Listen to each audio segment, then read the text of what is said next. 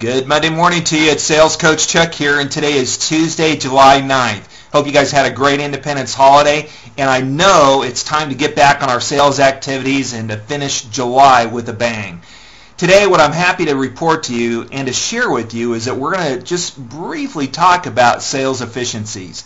And we will look at sales efficiencies, just ponder this thought for just a moment. But on a scale from 1 to 10, where do you think you lie on your sales efficiencies? Are you at 10%, 20, 50, 70, 80, 90? Where do you think you lie? In fact, as I travel across the country, I ask that question often of salespeople, and the typical response I get back when they're really truthful and they ponder that question for a moment is that they're usually in that 30 to 40% range. And what I've done is I've actually created what's called the Chuck Bauer PMS efficiency chart. PMS stands for Personal Minimum Standards.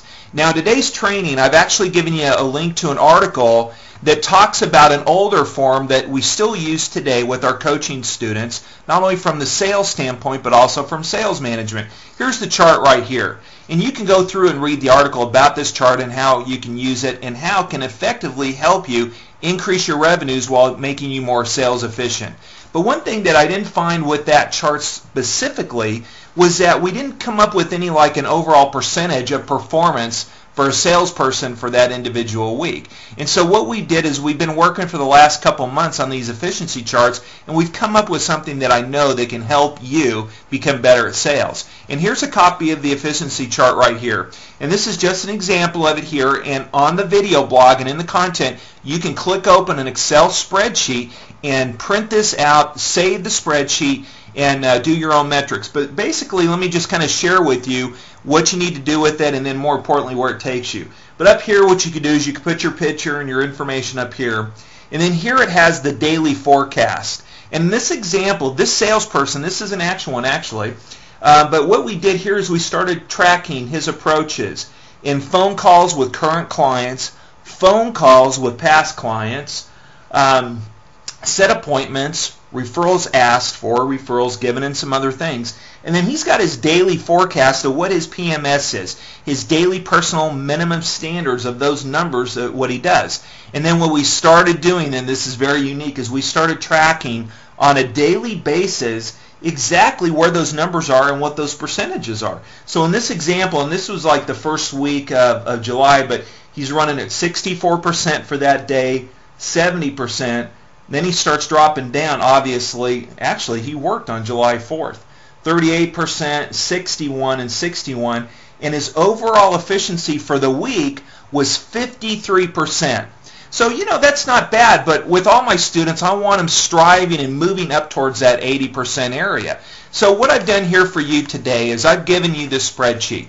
You can come in and figure out your own daily metrics right here of the things that you're going to be needing to do to produce revenue. And then on a daily basis, you can put in your actual numbers and compare them back to your forecast and come up with that percentage. At the end of the week, where are you going to be?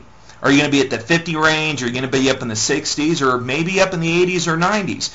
But the fact of the matter remains is that the top metrics that you need to be tracking on a weekly basis, those things that are revenue producing activities, it's not having the coffee break or the smoke break or hanging out with your other salespeople or talking gossip in the office and all those kind of things.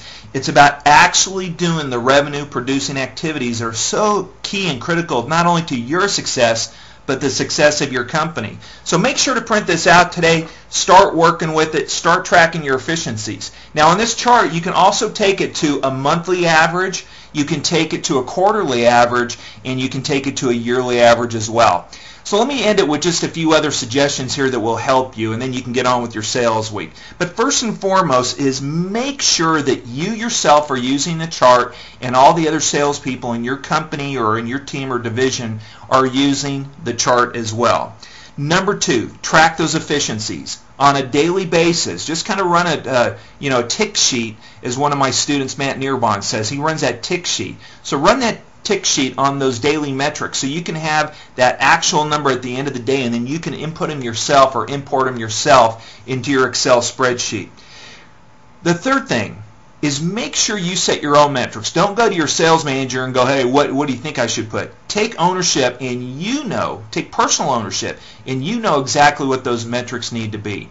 Now, the other thing I also want to recommend, because I know a lot of sales managers are taking a look at the blog each week, but sales managers, you have your metrics too. How much time are you spending on the floor? How many maybe phone calls are you attending with your salespeople? How many live presentations are you doing with your salespeople? How many three-way live video broadcasts or webinars or conference calls are you doing with your salespeople? So, today we're kind of skewing over towards what we do with salespeople, but it also works for sales management as well, and it's a great tool. In the upcoming weeks, I'm going to come back and spend a little bit more time with just the basic PMS chart and take you back through this, because this is kind of the beginning stages, but the advanced one is the efficiency chart and being able to track those numbers on a weekly basis. So with that, I just want to wish you to have a great sales week. We lost the first week because of the holidays, so now we're kind of ramping up and got to finish the month of July strong. And so with that, I wish you Godspeed and good selling. Take care. Bye-bye.